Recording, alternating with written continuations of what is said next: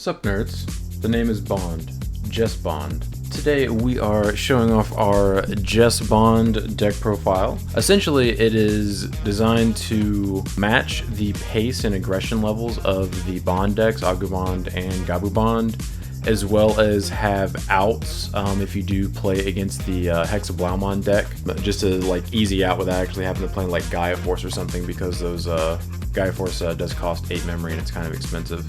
But let's get into it. Starting off with our Digitama, we are running 4 Demi-Meramon. When attacking, gain 1,000. When attacking a player, specifically gain 1,000. So this is actually not for your Jesmon. Your Jesmon doesn't really have an issue beating over things if you're getting the effect and having like a seal in the field. This is for your other guys whenever they're swinging into security. So keep that in mind. That's why I'm not running I forgot the name of it, but the Tama that gives you plus 2,000 DP if you have piercing. I think that's a waste at that point. Like, if you have Jesmon on the field, he should be able to swing over pretty much anything without needing an extra DP bump from your Tama. And we are running a 5th egg, a Digimon. If your turn while there are 5 or more cards in your opponent's trash, this Digimon gets 1,000 DP. So actually, I would only run 4 Tama. But because security control is probably going to be pretty prevalent in this format, once again, I do think the 5th Tama is necessary. It's pretty much the only time that you're probably going to run into having to hatch the 5th egg is against security control specifically. But it is necessary and helpful in that matchup. The only issue with Digimon is if you hatch it early, like on your, if it's like your first hatch, basically, it's not going to be live most of the time unless you're playing against like Purple or 3 Muskets. But other than that, it's fine. I prefer having this for the security control matchup. It counterbalances the times when it's dead. And on to our rookies. We are of course running 4 Huckmon. Best rookie in your deck, obviously. His effect is on play, reveal the top 5 cards of your deck, add up to 2 Digimon cards with Huckmon, Jesmon, or Sistermon in their names among them to your hand. Place the remaining cards on the deck in any order, on the bottom of the deck in any order. A very strong searcher. He searches all of your Sistermons, obviously. He searches himself, as well as your Bow Huckmon, your Savior Huckmon, and your Jesmon. Digivolving this guy feels kind of bad a lot of the time because his search effect is so strong for setting up your combos. But it depends on how you draw. Like, if you draw your other pieces, you can just Digivolve him. And if he's your only rookie, I would probably just hard play him and just hope that you draw into another rookie, or potentially just search another Huckmon because his on-play effect is that important. And on to our next rookie, second best rookie in the deck.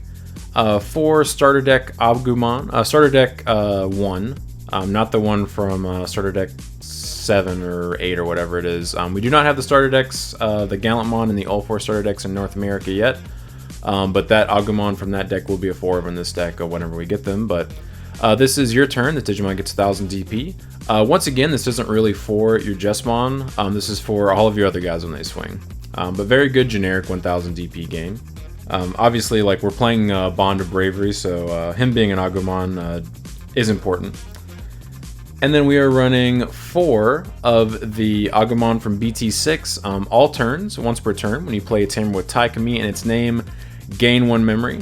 Very strong effect. Just that, and like that by itself is one of the reasons why I love having this card in here, because all of your Tamers cost 1 less because all your Tamers have Taikami in their name. So it feels a lot better playing your memory setter if it only costs 3. Feels very strong, especially in this format. You don't want to give the Bond decks a bunch of memory so they can just play all their guys and then set up to just kill you on the following turn. And then his inheritable effect is your turn while Digimon has, or is Agumon Bond of Bravery against security attack +1. Can potentially come up. You can obviously warp this guy into Bond of Bravery, and if he's at the bottom of the stack and you Digivolve Bond of Bravery on top of Jesmon, he also gets the effect. So a very good card, utility, high utility. And then 2 more Agumons. This is the on-play reveal the top 3 cards of your deck. Add 1 Digimon with Greymon and 1 Digimon with Omnimon in their names, then place the other cards at the bottom of the deck. This searches for your pieces. It's not as good as Huckmon because obviously you want to search Jesmon most of the time, but he searches nearly all of your level 4s and some of your level 5s and level 6s. So he's a very good effect, and him being an Agumon obviously matters because you can just warp him into Bond. And that is it for our regular rookies that you can actually Digivolve on top of a Digitama. We're playing 14. And then on to our Sistermon Blancs. We are running 3 of these. She is very strong, but I do not want to run 4 of her because I don't have room for a 4th. She wouldn't be terrible if you could find room for 4, but I think 3 is fine. Like, you see her plenty enough. Her effect is all turns, while you have a Digimon with Huckmon in its name or Royal Knight in its type. All of your Digimon with Sistermon in their names gain blocker, and then on play trigger draw 1. Very strong card. Spoilers, we are not playing any actual blockers in this deck besides her, and then the other Sistermon Seal, whenever she's on the field. I think blockers are kind of a waste of time in this format. Against Bond of Friendship and Bond of Bravery, they just get nuked or bot decked if you have them on the field, so I don't think they're good. You're never going to feel safe just having a blocker on the field. But these guys get played for free, and they just happen to have blocker. So I think these are all the blockers you need. I don't think like playing actual blockers are good. And on to our champions. We are playing 4 of the, by far, best champion in your deck. Structure deck 1 Greymon, inheritable as security attack +1, extremely powerful card. This makes all of your level 5s, level 6s, and level 7s very dangerous, and very threatening for your opponent, especially if you have a Jesmon, because Jesmon typically has piercing, and it doesn't matter if they block, you're still going to check a bunch of security. Very strong card. Don't play any less than 4 of this card in this deck. It's a mistake too. And then we are playing 1 Bao Huckmon. So a lot of people like to play 3 or 4 of this card. It is a very strong champion. Having 6,000 DP, and his inheritable is when attacking once per turn, if you have a Sistermon in play, delete one of your opponent's Digimon with 5,000 DP or less. That is a very strong effect, but it's not as important as what your other champions in this deck can do. And then onto our next 2 champions. We are playing 2 Agumon. He is the red hybrid. You can Digivolve him on top of one of your red Tamers and swing for game. That's what he's here for. He's there to just randomly steal games, and potentially if your opponent clears your board and gives you 10 memory and they're like, oh, they can't kill me because they don't have a Digimon in play and nothing in their raising area, you just Digivolve onto your Tamer, build up in your Jesmon, and just swing, and they can't do anything about it. Very strong card. Onto our spicy champion. We are running 4 promo Greymon. So you'll commonly see this played in the Agumon deck because it's very good. Especially this format. Most decks are running very small Digimon, like the Bond decks. The only big things they have is their Bonds, and then potentially their Ancients if they're playing their Ancients. But he is very good. His effect is your turn when Digimon has Agumon, its Digivolution cards, it gains security attack +1. Something really cool with this deck is you go first. You Digivolve your Agumon, and then Digivolve into this guy, and then turn 2, you're just coming out and swinging for 2 checks. And then he can get as big as 7k depending on what's underneath him, and he's just like probably never dying. I highly recommend trying this card out. So this is one of the main things that lets you keep pace and actually outpace other decks without having to build up into your stack, is you swing with this guy, and that's 2 checks right there. If Bond of Friendship warps into Bond of Friendship on their turn, they trash 2 more security cards, and then you just have to check 1 security, and then you can just kill them. It puts them really far behind, and I highly recommend trying this card out in any red deck you build if you're playing Agumons. It's very powerful. And that is it for our regular champions. We are playing 11. And then onto our Sistermon champions. We are playing 3 Sistermon Seal.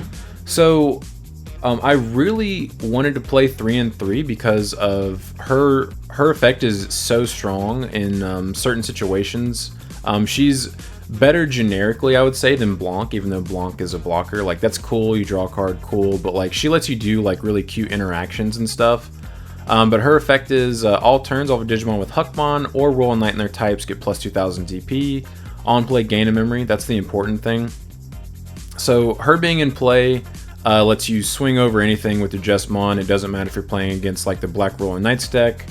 You can have your Jesmon being like 19 or 20,000 potentially, and it's just never getting blocked by anything without running it over. But what's really cool about her is you can, if you swing twice and you play 2 of her to gain 2 memory, that's the 2 memory you need to then go into Agumon and then swing for game after your JesBond clears out their security. She's a very powerful card. Highly recommend playing more than 2 of her if you can find the room. And on to our ultimates. We are running the best ultimate in your deck, Savior Agumon. His effect is, when digivolving, you may play 1 Digimon card in your name, or 1 Digimon card with Sistermon in its name from your hand without paying its memory cost. Very good if you play her, because it makes him a 2-cost Digivolve, which is pretty dumb, and you bump him up by 2000 DP, and then just have an extra body for free. And then his inheritable is, when attacking once per turn, if you have a Digimon with Sistermon in its name in play, unsuspend this Digimon. So he is by far the best card, the best ultimate in your deck. He lets you swing twice with all of your megas, and that is a very powerful effect. This is what lets you just clear out people's security and they just can't do anything about it because your JesBond has piercing. But he is very strong. And then our other ultimate, we are running 3 Secret Rare Metal Greymon from BT1. His effect is Security Attack +2, so he has 3 checks just by himself, but he does lose 5 memory when you attack. That does suck, but playing against the Bond decks, if you get this guy out early, you can, if you have him like on top of a Greymon that gives him an extra check, you can swing for 4 of their security, and then that just sets you up to where you can just poke them and kill them. Like this card's very good. This is basically an extension of the promo Greymon. It's the same thought process, except for he also has a very good inheritable where whatever's on top of him gets plus 3000 DP. JesBond doesn't really need this, but things that go on top of JesBond or your other Mega can definitely use this extra 3000 DP. So that's why he's in here, to potentially just clear out people's security, and also just a very good inheritable. And he's searchable by our search Agumon, obviously. And that is it for our ultimates. We are playing 7. And on to our Megas. We are, of course, running 4 JesBond. The best level 6 in your deck. This card is really, really dumb, combined with the Savior Agumon and the Sistermons. His effect is, when attacking, you may play 1 Digimon card with Sistermon in its name from your hand or trash without paying its memory cost. So hand or trash, very important. So like that, you can just keep recycling your Sistermons. Really stupid effect. Not once per turn, also notice. And then your turn, once per turn, when you play another Digimon, this Digimon gets plus 3000 DP and piercing for the turn. So what's really cool about this is, because his effect of playing a guy is not once per turn, or playing a girl I should say, since it's Sistermons, because Saviormon lets you unsuspend, you get to swing twice with him, and you get to play 2 free Sistermons if you have 2 in your hand or trash, which usually you're going to have 2 by the time you get to him. A very strong card. His effect gives him plus 3000 DP, so he goes to 14 automatically. And then if you have a seal out, he gets to 16,000. And then if you have the Demi-Meramon underneath him, he goes to 17. If you have the Agumon, he goes to 18. Like, he gets really, really big. And like, you don't even have to try to make him big. He's just always going to be swinging over your opponent's blockers. They're never going to, like, playing against Black Royal Knights, they're rarely ever going to have anything big enough to where you don't care and you're not going to swing with your Jesmon. But very strong card. And then our other Mega, we are running 2 BT1 War Greymon. This is the only secondary Mega I ever considered running in this deck, because he answers one of your biggest issues, which is security control. His effect is, when Digivolve, this Digimon gains security attack +1, so he's an extra check just by himself on Digivolve for the turn. And then your turn, this Digimon doesn't activate security skills on option cards at check. And that is it for our level 6s. We are playing 6 of them. And on to our level 7s, we are running 2 Agumon Bond of Bravery, a very strong card. So he is in here specifically, 1, because you can warp into him, because we are playing, spoilers, we are playing the red tie that lets you warp into him from an Agumon. But he's also in here because he answers the Hexablow matchup very easily. Because you just Digivolve on top of your JesBond if they removed all of its sources, and you swing with him, and then you just delete the Hexabloumon, and then you can swing with all your other guys. But he's a very strong card. And then if you happen to have a Savior Huck underneath your JesBond, and then underneath him, obviously, you can swing twice. And then his effect, which is, when attacking, if you have a Tamer in play, delete one of your opponent's Digimon with 13,000 DP or less. That's not once per turn. So you can swing twice with him and delete 2 Digimon that have 13,000 DP or less. Very good. And then his secondary effect is your turn once per turn. When an opponent's Digimon is deleted, trash a top card of their security stack. That unfortunately is a once per turn effect. A very powerful card. And that is it for our 7s. We are only playing 2 of those. And then onto our Tamers. We are playing 2 Tai Kamiya. 2 memory setting Tai. He sets you to 3 at the beginning of your turn, and then your turn, all of your red Digimon with 4 or more Digivolution cards gain security attack +1. So if you have a level 6 with all the way down to a Digitama underneath them, they get an extra check, and then these stack obviously, so you'd get 2 extra checks if both of these are on the field. And then if you have a level 7 and then go all the way down to a level 3, you get the check from this as well. So if you have your Bond of Bravery on top of like a Agumon that you hard played and Digivolved all the way up, they get the extra check there, which is also a cool interaction. But very strong card. And then our last 2 Tamers, we are playing 2 of the BT6 Tai Kamiya. His effect is your turn. When one of your Digimon with Agumon or Greymon in its name moves from your breeding area to the battle area, gain 1 memory and trigger draw 1. Very cool when you can play this. Let's say you Digivolve into Agumon, turn 0, and then play this.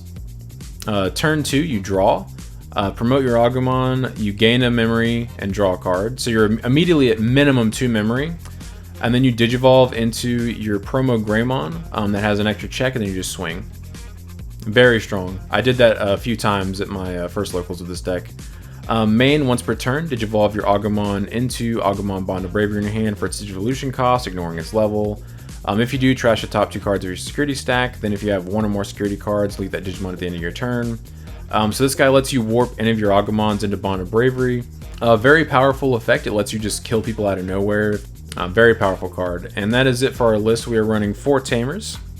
Now I'll get into some of the combos and interactions with this deck. I did touch on them a little bit, but I want to go into a little more detail with some of them. One of my favorite interactions that I discovered with this is, this actually happened at my first locals at least once. If you have both of these out and your memory setter, and you have a Greymon, this is like the ideal stack, but like if you just have a Greymon as your champion, at the beginning of your turn, you have 3 memory because you have your memory setter. You promote, gain 2 memory, and draw 2 cards, so you're at 5. And then you Digivolve into your Savior, and then that puts you down to 2. And then you use Savior's effect to play Seal. Seal puts you back to 3. And then you Digivolve into Jesmon to go to 0. And then you can swing twice with Jesmon. Like, it just lets you just randomly drop Jesmon out of nowhere. Going from a champion to a mega, and then also having like a seal on the field already. But that's a very powerful interaction that I discovered when I was playing this deck. It kind of makes me want to play more, like 1 more of him, just to see a little more consistently. But there's unfortunately just not enough room. But like that's one of my favorite like cool interactions. Something else which I already touched on a little bit is, let's say your opponent has a Hexablaumon and they've stripped all your sources on your Jesmon, and you're just sitting there with the Jesmon and 2 Sistermons that can't do anything. You can Digivolve into Bond of Bravery, swing, and then you delete the Hexablaumon, trash the top card of the security, and then you're checking for another security, and then all of your other guys can attack that don't have sources now, so you can probably just kill them randomly when they don't expect it.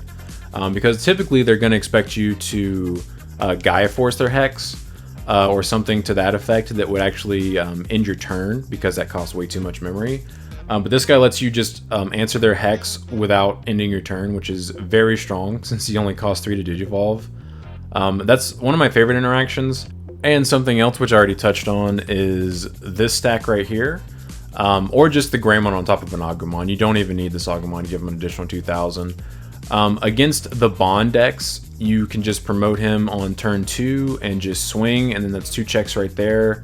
And a lot of the time, if they can't go into Bond on their turn, which it's kind of hard for a lot of them unless they draw like super broken to bond you on like turn 2, they can't answer this without like crashing into it with like a Lobomon or an Agumon or something. I really enjoyed playing this card.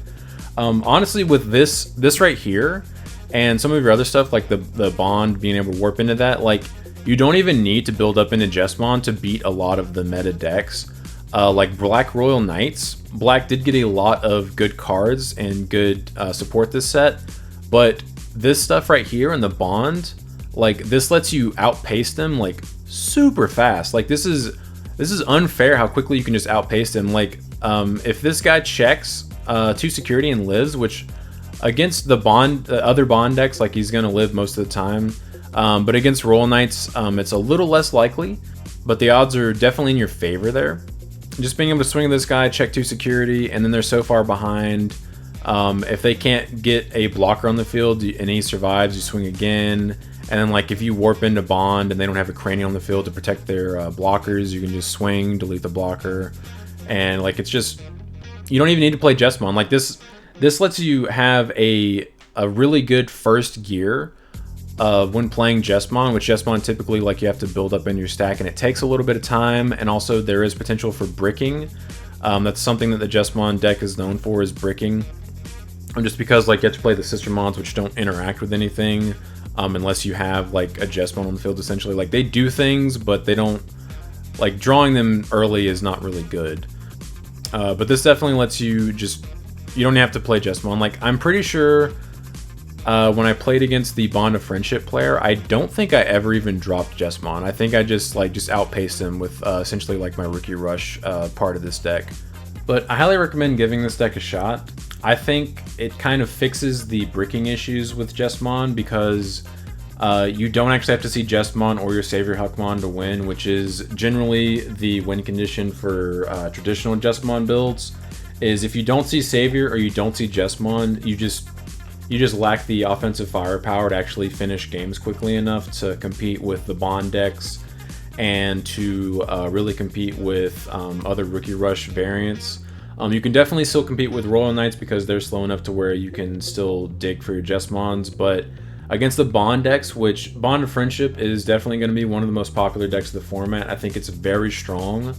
It's probably the most consistent deck just because of how much draw power and memory gain and search power that deck has. You cannot compete with their speed consistently if you're playing traditional Jesmon, I don't think.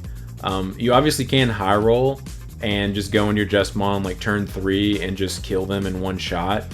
But I don't think relying on that is very good. And I think this guy and this right here definitely improves that matchup significantly, because you can actually outpace them consistently, which is pretty crazy because they're essentially a Rookie Rush deck. Being able to outpace a Rookie Rush deck with, for the most part, a normal deck that's not Rookie Rush, just has a Rookie Rush kind of component to it, I think is very strong. Highly recommend trying this deck out. If you guys do try it out, please let me know in the comments. Also, if you guys have any questions, something I didn't really touch on, feel free to ask those in the comments. I'd be happy to answer anything. If you guys have suggestions, I'd love to hear those as well. And also, we are doing a giveaway for a box of a box of 1.0. That giveaway link is in the description as well. I just want to remind you guys about that. And also, we do have a Discord for the channel now. A nice little community that we're trying to build. The link for that will be in it'll be in a comment that I pin. But I do appreciate you guys stopping by. Don't forget to like and subscribe if you enjoy seeing this kind of content and want to come back for more. But until next time, see ya.